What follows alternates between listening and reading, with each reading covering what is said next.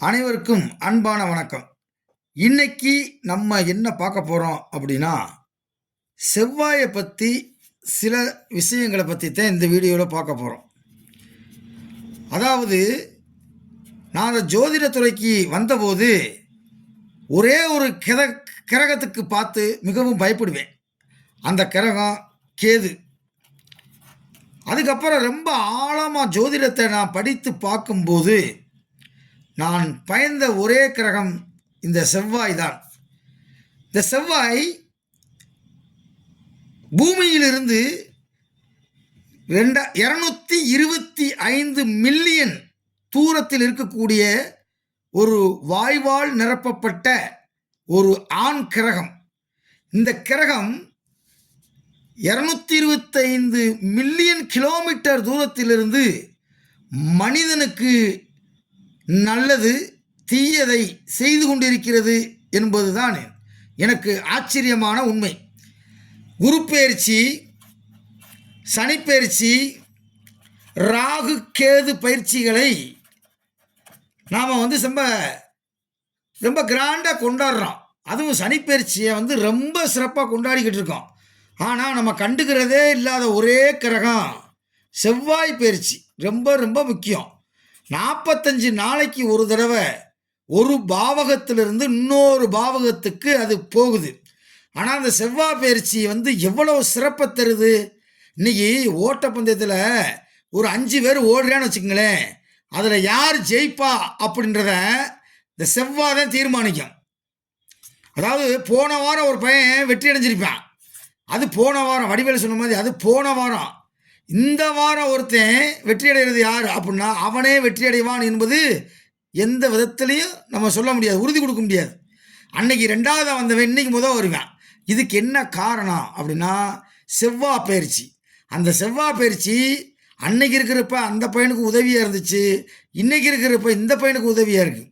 வாங்க இந்த வீடியோவில் நம்ம செவ்வாயை பற்றி சில விஷயங்களை பற்றி நம்ம தெரிஞ்சுக்கிற போகிறோம். அதாவது, புலிப்பாணி சித்தர் தன்னுடைய புத்தகத்தில் 143வது பாடலில் ஒரு கருத்தை சொல்கிறார். அதாவது, செவ்வாய்க்கு 4ஆம் இடத்துலையும் 7ஆம் இடத்துலையோ சுக்கிரன் நின்று லக்கணாதிபதி கேந்திரத்திலேயோ திரிகோணத்திலேயோ அமர்ந்து விட்டால் அவன் கோடீஸ்வரன். அப்போ பாருங்கள் செவ்வாய் எவ்வளோ நல்லது பண்ணுதுன்னு. செவ்வாய் இருக்கக்கூடிய இடத்துல இருந்து 4ஆம் இடத்துலையோ 7ஆம் இடத்துலையோ சுக்கிரன் இருக்கணும். First point. 2வது பாயிண்ட்டு, லக்கணாதிபதி கேந்திரத்திலேயோ கோணத்திலேயோ இருந்து விட்டால் அவன் கோடீஸ்வரன் அப்படின்னு அக்மார்க் முத்திரையை குத்தி ஒரு பாட்டு எழுதியிருக்காரு. அப்புறம் பாருங்க, சுக்கிரனுக்கு 5ஆம் இடத்துலையோ 7ஆம் இடத்துலையோ செவ்வாய் இருந்தால் அவனும் கோடீஸ்வரன். இதை நான் சொல்லலை, புலிப்பாணி சித்தர் சொல்கிறாரு. நீங்கள் ஜோதிடம் படிக்கக்கூடிய நண்பர்கள் இதெல்லாம் குறிப்பு எடுத்து வச்சுக்கிறணும். சுக்கிரன் நிற்கக்கூடிய இடத்துலேருந்து 5ஆம் இடத்துல 7ஆம் இடத்துல செவ்வாய் இருந்தால் அவன் ஒரு கோடீஸ்வரன். பாருங்கள், அதுக்கடுத்து செவ்வாய் நம்ம ஏற்கனவே ஒரு சின்ன வீடியோ போட்டிருந்தோம் எங்கெங்கே இருக்கணும்னு. செவ்வாய் இருக்கக்கூடிய இடத்துலேருந்து 4ஆம் இடத்துலையோ 5ஆம் இடத்துலையோ 9ஆம் இடத்துலையோ 10ஆம் இடத்துலையோ புதன் இருந்தால் அவன் மன்னவன். அரசு வேலை உறுதியாக கிடைக்கும்ன்றார். அரசு வேலை உறுதியாக கிடைக்கும். இந்த செய்தி எந்த புத்தகத்தில் இருக்குன்னா நவரச ஜோதிட சுருதி, நவரச ஜோதிட சுருதி அப்படின்ற ஒரு புத்தகத்தில் இந்த செய்தி இருக்குது. அதாவது, செவ்வாய் இருக்கக்கூடிய இடத்துலேருந்து 4ஆம் இடத்துலையோ 5ஆம் இடத்துலையோ அல்லது 9ஆம் இடத்துலையோ 10ஆம் இடத்துலையோ புதன் இருந்தால் அவன் மன்னவன். அந்த காலத்தில் மன்னவன் அப்படின்னா எல்லாமே உடையவன், அரசு வேலை கிடைக்கும். நவரச ஜோதிட சுருதி அப்படின்ற புத்தகத்தில் இந்த செய்தி இருக்குது. பாருங்கள், செவ்வாய் எங்கே இருக்கணும்னு ஒரு பாட்டு இருக்குது. செவ்வாய் லக்கணத்திலேருந்து 3ஆம் இடம் 6ஆம் இடம் 9ஆம் இடம் 11ஆம் இடத்தில் இருந்தால் அரசு பணி உறுதியாக கிடைக்கும்ன்றார். அப்போ செவ்வாய் எவ்வளோ நல்லதும் செய்யுது, அதே நேரத்தில் 8க்குரியவனை செவ்வாய் கூடி 6, 8, 12 மறைஞ்சிட்டா ஆயுதங்களால் வெட்டப்படுவான் அப்படின்னு இருக்கு. அப்போ எந்த ஒரு கிரகமும் டாப்பில் கொண்டு போகும் அல்லது டவுனில் கொண்டு வந்துடும். அப்போ செவ்வாய் வந்து செஞ்சிச்சுன்னா டாப்பாகவும் இருக்கும் டவுனாகவும் இருக்கும். நம்ம என்ன இருக்குது அப்படின்றத பார்த்துக்கிறோன்னு. அதுக்கப்புறம் பாருங்கள், செவ்வாய் பாருங்கள், 10க்கு உரியவனை, அதாவது லக்கணத்திலிருந்து 10ஆம் இடத்தில் இருக்கக்கூடிய கிரகத்தினுடைய யாரோ 10க்குரியவனை செவ்வாய் பார்த்தால் முப்படைக்கு ஒரு படைக்கு தளபதின்றார். முப்படைக்கு ஒரு படைக்கு ஏதாவது ஒரு படைக்கு அவன் தளபதியாக இருப்பான்டா அப்படின்னு சொல்கிறார். அப்போ செவ்வாய் வந்து எவ்வளவு, 10க்குரியவனை செவ்வாய் பார்த்தால் முப்படையில் ஒரு படைக்கு தளபதி. அதுக்கடுத்து பாருங்கள், செவ்வாய் யாருக்கு ஆட்சியாகவோ உச்சமாகவோ கேந்திரத்தில் அமைந்து விட்டால் அது என்ன ஒரு யோகம், ருகசிய யோகம். அப்போ இந்த செவ்வாய் வந்து எவ்வளவு தருது பாருங்க. விருச்சிய லக்கணமாக வந்து, விருச்சியம்னா இங்கே இருக்குது, உதாரணத்துக்கு விருச்சிய லக்கணமாக வந்து செவ்வாய் இங்கே வந்து உட்காந்துருச்சு அப்படின்னா இது செவ்வாய் தோஷம் கிடையாது. புரியுதா? விருச்சிய லக்கணத்துக்கு மட்டும் எக்ஸ்டப்ஷன். இப்படி உட்காந்துருச்சு அப்படின்னா அவனுக்கு லக்கணாதிபதி ஆட்சின்னு அர்த்தம். இவனுக்கு என்ன பவர்னா உலகை ஆளும் ராஜயோகம் கிடைக்கும்ன்றான். ஜோதிட களஞ்சியம் அப்படின்ற புத்தகத்தில் விருச்சிக லக்கணமாக வந்து செவ்வாய் அங்கே உட்கார்ந்துட்டா உலகை ஆளும் ராஜயோகம் என்பதை அந்த ஜோதிட களஞ்சியம் என்ற புத்தகம் சொல்லுது. பாருங்கள், அதுக்கடுத்து சந்திரனுக்கு 4ஆம் இடத்தில், இப்போ சந்திரன் இங்கே போடுவோம். அப்போ சந்திரனுக்கு 4ஆம் இடம் என்ன, 2, 3, 4. செவ்வாய் ஆட்சி பெற்றால், இங்கே செவ்வாய் ஆட்சி மேசத்தில், அப்படி ஆட்சி பெற்றால் உறுதியான உடல்கட்டு, பீம்பாய் மாதிரி இருப்பான் உடம்பு. ஜிம்முக்கு போகாமலே இருப்பான், ஜிம்முக்கு போகாமலே உடம்பு நல்லா வச்சுருப்பான், ஹெல்த் வந்து நல்லா இருக்கும். உடல்கட்டு உறுதி உடையவன்.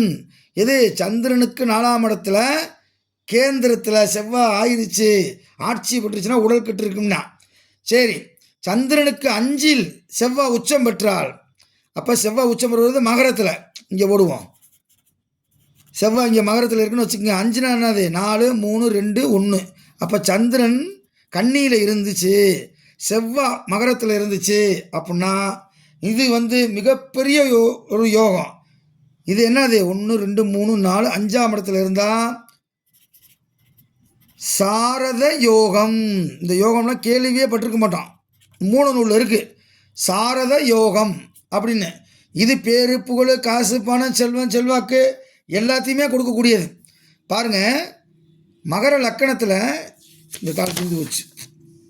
மகர லக்கணத்தில் செவ்வாய் உட்காந்துருச்சு அப்படின்னா மிகப்பெரிய ஆளவன் லக்கணம். இங்கே செவ்வாய் மகரத்தில் உச்சம். இங்கிலாந்து நாட்டினுடைய இளவரசி எலிசபெத் ராணிக்கு மகர லக்கணம் செவ்வாய் உச்சம். அப்போ 2, 3, 4 4க்குரிய லக்கணத்தில் உச்சம். அப்போ எப்படி இருக்கும், 5, 6, 7, 8, 9, 10, 11க்குரியவன். பாருங்கள் இது எப்படி யோகம்னு பாருங்கள். 4ஆம் இடத்தின் அதிபதியும் 11ஆம் இடம் என்று சொல்லக்கூடிய லாபஸ்தானத்தினுடைய அதிபதியும் உச்சம் பெற்றால் எத்தனை கோடி. அதனால தான் அந்த அம்மா இளவரசி, பாருங்கள் இளவரசி தங்கத்தினுடைய ரேட்டவே உலகம் முழுவதும் இந்த அம்மா தான் காலையில் எழுந்திரிச்சுன்னு சொல்லுமா. அதே உலகம் முழுவதும் ரேட்டான் இன்றைக்கி வரையும் உண்டு, தங்கத்து ரேட்டை ஃபிக்ஸ் பண்ணுறது. அப்போ எவ்வளோ பெரிய யோகத்தை தருது.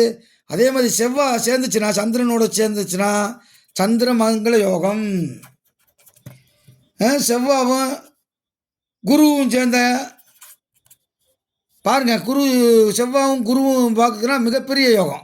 அப்போ இந்த செவ்வாயோட சேர்க்கக்கூடிய யோகம் வந்து இந்த சந்திரமங்கல யோகம்ன்றது 7ஆம் இடத்துல, லக்கணத்துலேருந்து 7ஆம் இடத்துல இருந்தால் மட்டும்தான் யோகம் தரும் அப்படின்னு சொல்கிறாங்க. இது எல்லா இடத்துலையும் இருந்தாலும் யோகம் தராது. 7ஆம் இடத்துல இருந்தால் இன்னொரு பிரச்சனை என்னென்னா, லக்கணத்துக்கு 7ல் செவ்வாய் இருந்தால் செவ்வாய் தோஷம்னு ஆகும். அப்போ இந்த சந்திரமங்கல யோகம்ன்றது தோஷத்தையும் தருது, யோகத்தையும் தருது. அப்போ செவ்வாயை பற்றி இன்னும் நம்ம பேசிக்கிட்டே போகலாம். அவ்வளோ விஷயம் இருக்குது. அதனால் 45 நாளைக்கு ஒரு தடவை மாறக்கூடிய செவ்வாய் பெயர்ச்சியை வந்து சிறப்பாக கொண்டாட வேண்டும். சந்திரனை வந்து சந்திரன் நீசமாகி அல்லது சந்திரன் வந்து பகை வீட்டிலேயோ வலு இழந்து இருந்து அந்த செவ்வாய் வந்து எப்போ வந்து கோச்சாரத்தில் வரக்கூடிய செவ்வாய் சந்திரனை பார்க்குதோ அப்போ தான் ஒவ்வொரு மாதமும் பெண்களுக்கு மாதவிடாய் என்று சொல்லக்கூடியது வந்து கரெக்டாக இருக்கும். அப்படி இல்லாட்டி அவங்களுக்கு சரியாதவெல்லாம் வராமல் இருக்கும். அப்போ அந்த பிரச்சனைக்கெலாம் காரணம் செவ்வாய் என்பதை நீங்கள் வந்து தெரிஞ்சுக்கிறணும். ஓகேவா? இன்றைக்கி இந்த செவ்வாயை பற்றி பார்த்தோம். நாளைக்கு வேறொரு கிரகத்தோடு சந்திக்கிறேன். நன்றி, வணக்கம்.